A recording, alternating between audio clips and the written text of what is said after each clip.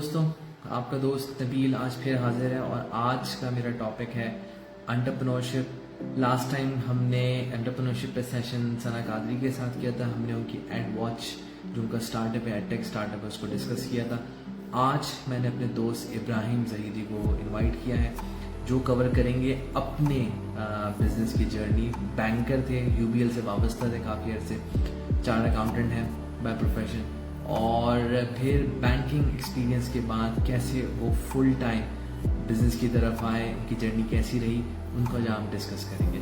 अच्छा, इसके साथ साथ मैं उनको इनवाइट भी कर लेता हूँ। बस मैं ये बताता चलूँ कि मैं इस सेशन के लिए स्पॉन्सर किया है ग्रीन हाउस कैफे ने, जो ज़ेबिस यूनिवर्सिटी के सामने वाक़ है। मेरे दोस्त शहरियार का है, उसको विजिट करें, अपना एक्सपीरियंस शेयर करें। GS25 डिस्काउंट कोड है, डिस्काउंट अवेल करना मत भूलिएगा। 25% डिस्काउंट मिल रहा है आपको। विजिट करें, अपना एक्सपीरियंस शेयर करें और डिस्काउंट एंजॉय करें।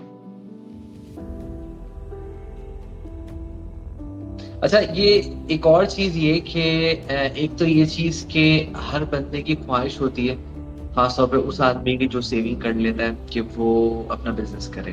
ठीक है, एक ख्वाहिश पैदा होने लगती है, लेकिन ख्वाहिश होती है हाथ में कि भाई कहीं पैसा खर्च किया जाए, ठीक है, स्पेंड किया है। अब सवाल ये पैदा होता है कि जब बंदा इस तरह की स्पेंडिंग करने जाए तो वो गलतियां भी करता है, गलत डिसीजन भी ले लेता है, इन्वेस्टमेंट डिसीजन भी ले लेता है। तो वो क्या स्किल्स या कॉम्पिटेंसीज होनी चाहिए, चाहे आप इन्वेस्टमेंट ड्रिवन बिजनेस में जा रहे हो या आप स्किल बेस्ड सर्विस, जैसे you are one of it. तो अब इसके इन दोनों ऑप्शन के अंदर क्या वो कॉम्पिटेंसी होनी चाहिए? एक ऐसे आदमी की पर्सपेक्टिव से बात कर रहा हूँ मैं जिसने कभी बिजनेस नहीं किया हो, ठीक है, वो हमेशा किसी बिजनेस करने वाले के साथ जुड़ा हुआ है, ठीक है, यानी एम्प्लॉयमेंट में रहा है, हो सकता है बहुत सीनियर लेवल के एम्प्लॉयमेंट में होता है ये सवाल। अच्छा, एक एक इम्पॉर्टेंट बात बता दूं कि मैं समझता हूँ कि चार्टर्ड अकाउंटेंट्स की एक बाय नेचर उनके अंदर एक कैपेबिलिटी या एक कॉम्पिटेंस डेवलप हो गई होती है बिजनेस एक्यूमेन वाली, जो वो रियलाइज नहीं कर रहे होते, और वो इस तरह की होती है कि they start shaving the CEO, या वो अपने सीईओ के साथ इतना टाइम गुजार लेते हैं या एग्जीक्यूटिव मैनेजमेंट के इतना टाइम गुजारने लगते हैं कि वो उनका माइंडसेट समझ लेते हैं, बिजनेस मॉडल समझ ही चुके होते हैं, माइंडसेट भी समझने लगते हैं। यानी ऐसा है कि सीईओ दूर भी हो ना, they are acting CEO and they are managing very well everything. लेकिन उनके अंदर वो होता है ना कि उनको अपने ऊपर कॉन्फिडेंस नहीं होता है कि अगर ये खोखा एक दे दिया जाए, चलो भाई तुम चलाओ, कोई नहीं है पीछे, कोई सीईओ कुछ नहीं है, तो वो फिर उनकी टांगे कांप सकती हैं। ठीक है, वही जो कॉन्फिडेंस वाली बात है। तो ऐसी क्या कॉम्पिटेंस या स्किल्स उनको देखनी चाहिए? बिजनेस एक्यूमेन आ चुका है, लेकिन वो कैसे रियलाइज करें कि हाँ यार, अगर मैं ये स्किल और कॉम्पिटेंस हासिल कर लूं तो मैं भी सीईओ के रोल के लिए अपने आप को फिट कर सकता, भले मुझे अपने स्टार्ट से स्क्रैच से अपना स्टार्टअप करके कंपनी खड़ी करनी पड़े। यार रवि, ये तो बहुत मुश्किल सवाल आपने पूछ लिया वैसे।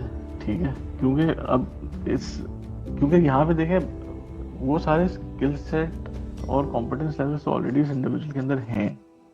ठीक है, अब इम्पोर्टेंट ये है कि वो उसको रियलाइजेशन किस तरीके से उसको अपने अंदर लेकर आनी है।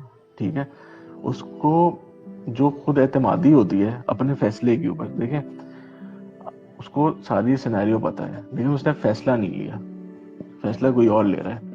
ठीक है, फैसला सीईओ ले रहा है। ठीक है, तो वो जो इम्पोर्टेंट चीज़ होती है ना कि भाई फैसला लेना और उस पर डटे रहना, चाहे गलत हो या सही हो। अगर आपके अंदर ये स्किल आ गई ना कि irrespective what the outcome should be, I should be capable enough, या आई शुड बी लाइक, इतना मुझे अपने ऊपर कॉन्फिडेंस हो कि what decision I have taken, I should be standing with my self on that decision, irrespective के outcome कुछ भी हो। And the underlying premise of this confidence should be कि यार देखें, I am competent enough through my qualification and through my experience and through my acumen, that whatever decision I'll take by assessing the whole circumstances, the whole environment, assessing all the risks in the particular action which I'm going to take. So उन सारी चीज़ों को मद्देनज़र रखते हुए अगर मैं कोई फैसला ले रहा हूँ तो वो फैसला फिर मेरा फैसला है, और अब डिसीजन कुछ भी हो, ठीक है, वो डिसीजन अच्छा ही होगा। मुझे ये भी भरोसा होना चाहिए डिसीजन अच्छा ही होगा।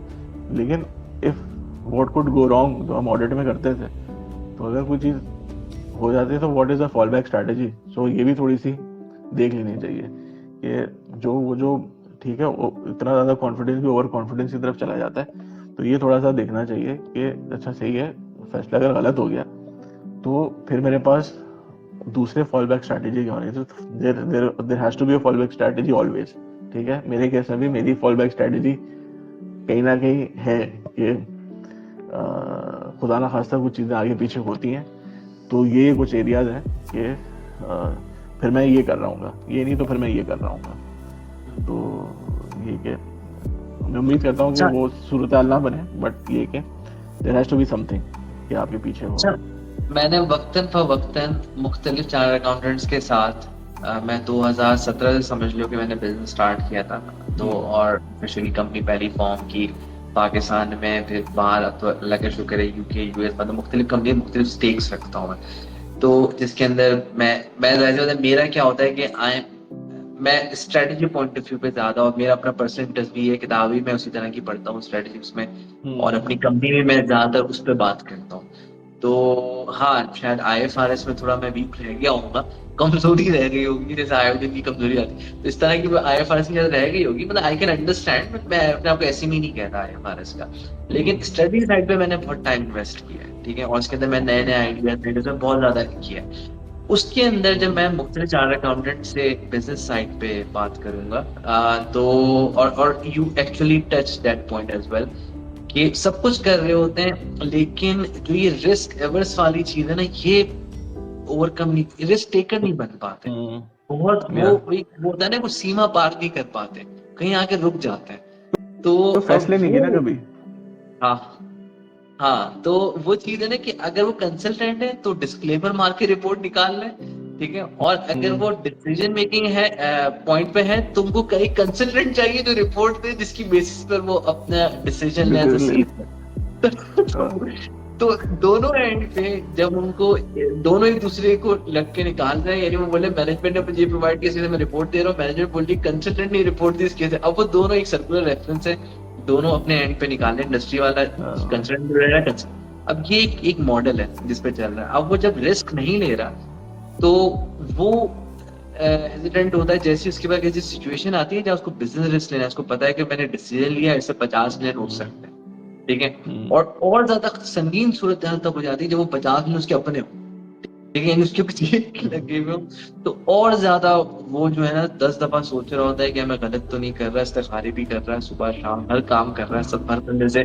किसी के अथॉरिटी है उस टॉपिक पे बात करने की नहीं है, वो हर बंदे से मशवरे ले रहा है, और फिर जाहिर सी बात है, जितने लोगों से आप मशवरे लेंगे, 100 लोग मिलेंगे, उसमें 90 लोग आपको बोलेंगे मैं नहीं करूँ, ठीक है, बहुत कम लोग होंगे जो आपको इंकरेज करके तो देखो, मतलब अगर ये हो जाए तो तुम देखो ना कहाँ होगी सिचुएशन, ठीक है। तो मुझे बस ये फैक्टर लगता है, वो लोग जो कि एम्प्लॉयमेंट में है, खासतौर पर फाइनेंस प्रोफेशनल के लोग, वो जब बिजनेस साइड पे आते हैं या बिजनेस साइड पे आने के बारे में सोचते हैं या कहीं इन्वेस्टमेंट करने के बारे में सोचते हैं, वो पहले उसके ना रिस्क में और उसमें गुम हो जाते हैं, रिस्क कैलकुलेट करके डिसीजन नहीं लेते, वो रिस्क में गुम हो जाते हैं, एक नए नए रिस्क उनके सामने खड़े होते हैं, ये हो जाए तो क्या होगा ये।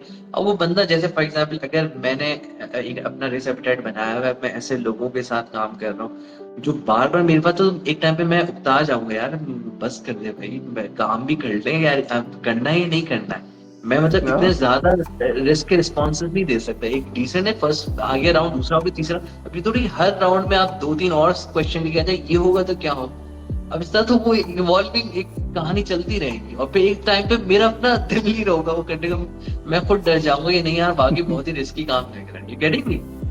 तो ये मुझे चैलेंज आया जब जब मैंने किसी भी चार्टर्ड अकाउंटेंट के साथ कोई बिजनेस वेंचर या वो करने की कोशिश की है, तो उसके अंदर मुझे ये चैलेंज जरूर आया है कि उसने इतना ज्यादा रिस्क पे एम्फेसाइज किया है कि या तो वो अपॉर्चुनिटी टाइम लैप्स होके खत्म हो गई, या वो मेरा ही दिल खराब हो गया उस अपॉर्चुनिटी से। तो ये चीज मुझे ओवरऑल लगता है, और विच ऑल्सो कि उन्होंने कभी डिसीजन नहीं लिया, उन्होंने कभी इस तरह के डिसीजन नहीं लिए हुए ह्यूमन के एस्पेक्ट से, और मैंने देखा है कि सीईओज जो हैं वो बहुत एग्रेसिव होते हैं डिसीजन लेते हुए, and they stand with their decisions, उनको पता है कि ठीक है खराब होगा, मैं देख लूँ, आई विल फेस बोर्ड, ठीक है। तो ये जो एटीट्यूड है ना कि आई विल फेस इट, तो मेरा फॉल बैक ये है कि मैं भाई समझा दूंगा, बोर्ड को समझा दूंगा। हाँ, तो ये चीज तो होती अब मुझे समझाने के लिए कंसल्टेंट चाहिए। तो मैं समझा दूंगा, लेकिन मुझे एक रिपोर्ट भी चाहिए कंसल्टेंट के, है, रिपोर्ट कंसल्टेंट मिलती की बोले मुझे भी ये लगता है है। सही कह। तो तो और अगर ये कुछ है। गड़बड़ हो गया तो मैं कहूंगा कंसल्टेंट ने रिपोर्ट दी थी, इसको पकड़ो, आ, अगली दफा नहीं तो बुलाना इसको, पैसे नहीं है। देना। कह रहा हूँ वो फिर ये कहेगा ना, गड़बड़ हो गई ना, कंसल्टेंट ने कहा था, इसीलिए अब हम पैसे रिलीज नहीं करेंगे उसके।